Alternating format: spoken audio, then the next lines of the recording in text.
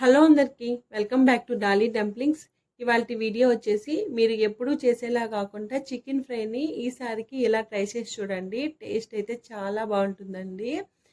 మీరు కూడా తప్పకుండా ట్రై చేయండి. ఇప్పుడు ప్రాసెస్ చూసేద్దాము. దీనికోసం ముందుగా ఇక్కడ ఒక 1/2 kg చికెన్ని తీసుకొని మీడియం సైజ్ ముక్కలుగా కట్ చేసుకొని శుభ్రంగా వాష్ చేసుకొని వాటర్ని డ్రైన్ చేసి పక్కకు ఉంచుకోవాలి. అలాగే 7 కారం గల ఎండుమిరపకాయలని ఒక గిన్నెలోకి వేసుకొని మిరపకాయలు మునిగే వరకు వాటర్ని పోసుకొని 1 గంట సేపు పాటు నానబెట్టుకోవాలి. నేను ఇక్కడ ముందుగా నానబెట్టి తీసుకున్నానండి. ఇప్పుడు దీన్ని పేస్ట్ చేసుకోవడం కోసం ఒక మిక్సీ జార్ని తీసుకొని ఈ మిరపకాయలని మిక్సీ జార్లోకి వేసుకొని ఈ మిరపకాయలు నానబెట్టుకున్న నీరునే కొన్ని పోసుకొని మూత పెట్టుకొని మెత్తని పేస్ట్ లాగా మిక్సీ పట్టుకోవాలి. ఇప్పుడు దీన్ని పక్కకు ఉంచేసి స్టవ్ ఆన్ చేసుకొని కడాయి పెట్టుకొని 3 టేబుల్ స్పూన్ల వరకు ఆయిల్ వేసుకోవాలండి. ఈ చికెన్ ఫ్రైకి ఆయిల్ అనేది కాస్త ఎక్కువే పడుతుంది. మనం పచ్చి కారం యూజ్ చేస్తున్నాం కాబట్టి కారం తగ్గడం కోసం ఆయిల్ కాస్త ఎక్కువే వేసుకోవాలండి.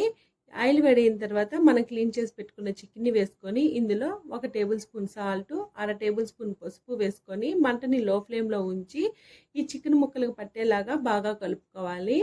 చూడండి, ఇక్కడ కలుపుకున్న తర్వాత మంటని హై ఫ్లేమ్లో పెట్టి ఈ చికెన్ని కనీసం మధ్యలో కలుపుతూ 4 నిమిషాల పాటు వేయించుకోవాలండి. చూడండి, ఇక్కడ 4 నిమిషాల తర్వాత మూత పెట్టుకొని మంటని మీడియం టు లో ఫ్లేమ్లోకి అడ్జస్ట్ చేసుకుంటూ మధ్యలో మూత తీసుకొని ఈ చికెన్ని కలుపుకుంటూ చికెన్ని ఉడికించుకోవాలండి. చూడండి, ఇక్కడ చికెన్లో వాటర్ అంతా ఊరే కదా, ఈ వాటర్ మాత్రం ఇంకిపోయి ఆయిల్ సపరేట్ అయ్యే వరకు చికెన్ని మూత పెట్టుకొని మధ్యలో తీసుకుంటూ ఉడికించుకోవాలండి. ఇలా ఆయిల్ సపరేట్ అయిపోయింది కదా, ఇప్పుడు ఇందులో ఒక మీడియం సైజు ఆనియన్ని సన్నగా కట్ చేసి వేసుకోవాలి. అలాగే 2 రెమ్మల కరివేపాకు వేసుకొని ఒకసారి బాగా కలుపుకోవాలి. నేను ఇక్కడైతే బోన్లెస్ చికెన్ ఏం చేయట్లేదండి, బోన్తో ఉన్న చికెన్తోనే చేస్తున్నాను. మీకు కావాలంటే బోన్లెస్ చికెన్తో కూడా చేసుకోవచ్చు. ఆనియన్స్ ఎక్కువ ఫ్రై అవ్వాల్సిన అవసరం లేదండి. ఇందులో 1 టేబుల్ స్పూను అల్లం వెల్లుల్లి పేస్ట్ని వేసుకొని ఒకసారి బాగా మిక్స్ చేసుకోవాలి. మీరు మంటని మీడియం టు లో ఫ్లేమ్లో పెట్టుకొని ఈ ప్రాసెస్ అంతా చేసుకోవాలి. అలాగే ఈ చికెన్ని మీరు ఎలా అంటే అలా కలిపేశారంటేను ఈ చికెన్ ముక్కలు చిదిరైపోతాయండి. కాబట్టి కాస్త నెమ్మదిగా కలుపుకోండి, లేదంటే అట్లకడతో బాగా నెమ్మదిగా కలుపుతూ వేయించుకోవాలి. ఇందులో ఒక చిన్న సైజు టమోటాని చిన్న ముక్కలుగా కట్ చేసి వేసుకొని ఒకసారి బాగా కలుపుకోవాలి. టమాటాలు కాస్త మగ్గిన తర్వాత మనం ముందుగా పేస్ట్ చేసి పెట్టుకున్నాం కదా పచ్చికారాన్ని వేసుకొని ఈ చికెన్ ముక్కలకు పట్టేలాగా బాగా కలుపుకోవాలండి.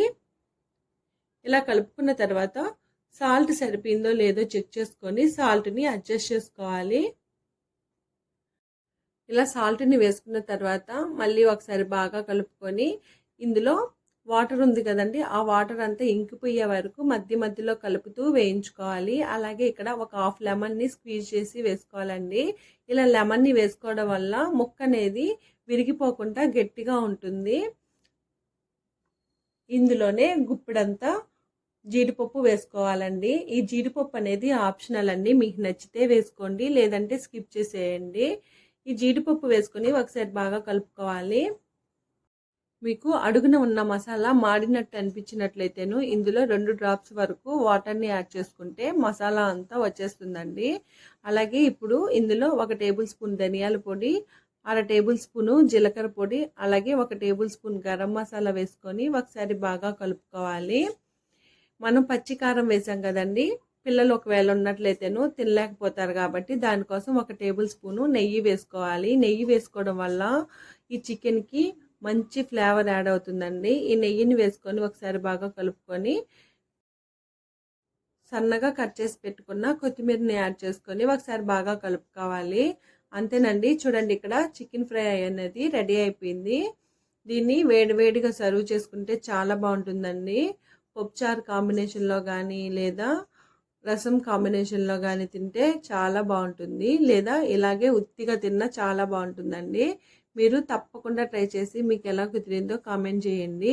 మరిన్ని వీడియోస్ కోసం మన ఛానల్ని సబ్స్క్రైబ్ చేసుకొని నోటిఫికేషన్ సింబల్ని ఆన్ చేయండి. Thank you for watching.